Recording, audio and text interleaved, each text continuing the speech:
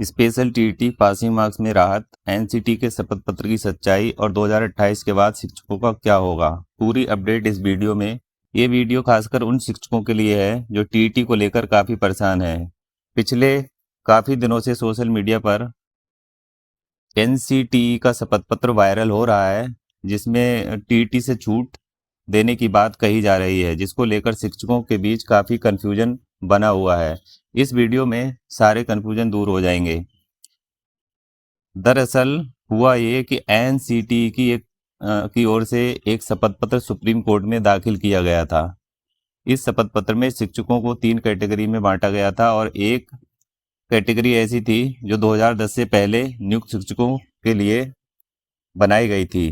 तीनों कैटेगरी की अलग अलग बात करें तो एक 2001 से पहले नियुक्त शिक्षक, दूसरा 2001 से 2010 के बीच नियुक्त शिक्षक और तीसरी कैटेगरी 2010 के बाद नियुक्त शिक्षक। और इसी शपथ पत्र में ये भी लिखा गया था कि 23 अगस्त 2010 से पहले के लिए टीईटी अनिवार्य नहीं है। बस यहीं से पूरा बवाल शुरू हुआ था।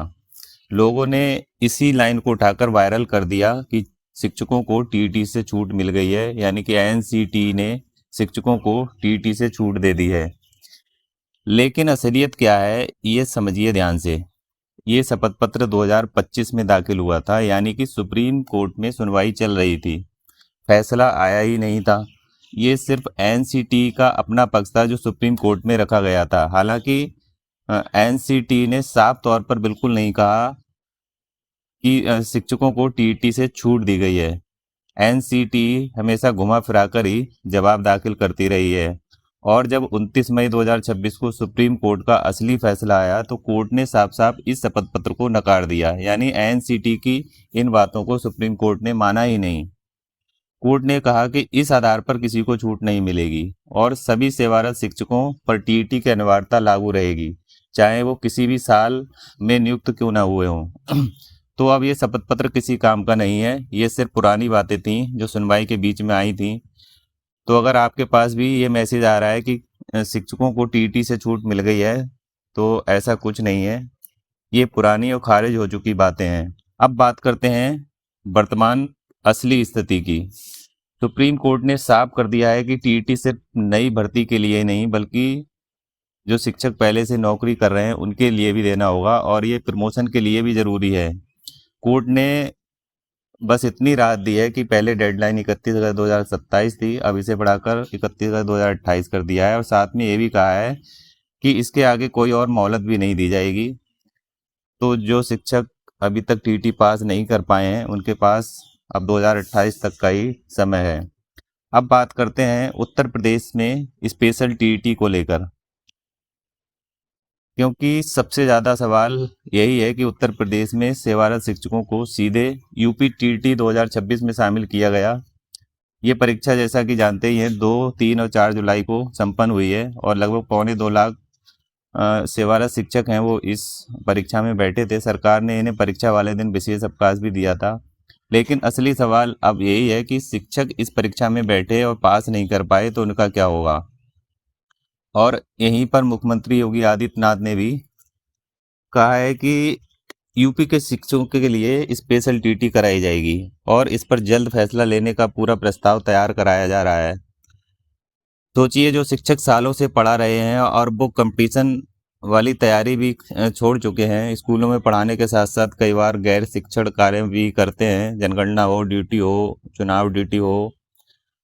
अब इस उम्र में दोबारा किताबें रटना, याद रखना ये भी आसान नहीं है। इसलिए स्पेशल टीईटी की मांग शिक्षकों द्वारा शुरू से ही की जा रही है ताकि इन शिक्षकों को थोड़ी राहत मिल सके और वो आसानी से इस शिक्षक पात्रता परीक्षा को पास कर सकें और अपनी नौकरी बचा सकें। अब दूसरा सवाल कि क्या सरकार इस स्पेशल टीईटी के पासिंग मार्क्स में छूट देगी या नहीं। जैसा कि बता दें कि तमिलनाडु सरकार ने अपने सेवारत शिक्षकों के लिए स्पेशल टेट का नोटिफिकेशन जारी किया था। पेपर 3 घंटे का रखा गया है और पासिंग मार्क्स की बात की जाए तो बड़ी राहत दी है यहाँ पर। जनरल कैटेगरी के लिए तो 60% रखा है। जनरल कैटेगरी के लिए तो किसी प्रकार की छूट नहीं दी गई है, लेकिन ओबीसी के लिए सिर्फ 50% और अनुसूचित जाति, अनुसूचित जनजाति उम्मीदवारों के लिए केवल 40% पर ही पासिंग मार्क्स निर्धारित किए गए हैं। ये सामान्य टीटी के मुकाबले काफ़ी कम है। शिक्षक आसानी से इस शिक्षक पात्रता परीक्षा को पास कर सकते हैं। वहीं अब उत्तर प्रदेश सरकार भी अपने स्पेशल टेट के फार्मूले में अगर यही फार्मूला अपनाती है तो सोचिए कितने शिक्षकों का फायदा होगा। कम पासिंग मार्क्स की वजह से बड़ी संख्या में शिक्षक टीटी पास करके अपनी नौकरी को बचा पाएंगे और प्रमोशन का रास्ता भी खुलेगा। हालांकि एक बात और ध्यान रखने की है, अभी ये साफ नहीं है कि यूपी की स्पेशल टीटी कब और कैसे और किस सिलेबस से आयोजित कराई जाएगी। और सबसे बड़ा एक सवाल और भी है कि शिक्षा मित्र भी इस टीटी परीक्षा में शामिल होने की बात कर रहे हैं। अब सरकार इन्हें शामिल करेगी या नहीं और गाइडलाइन एनसीटी के हिसाब से बनेगी या फिर नहीं, ये आने वाले वक्त में ही पता लगेगा। फिलहाल स्पेशल टीटी का ही इंतज़ार है। तो फिलहाल स्थिति यही है कि शपथ पत्र वाला मामला पूरी तरह से खारिज हो चुका है। टीटी से किसी को छूट नहीं मिली है। डेडलाइन 2028 तक बढ़ाई गई है और अब सबकी नज़र उत्तर प्रदेश की स्पेशल टेट के प्रस्ताव और उसके पासिंग मार्क्स पर टिक गई हैं। जैसा ही इस संबंध में कोई भी ठोस अपडेट आता है तो आपको वीडियो के माध्यम से देंगे। ऐसी ही सभी खबरों के लिए इस चैनल को सब्सक्राइब करना ना भूलें। मिलते हैं अगली वीडियो में।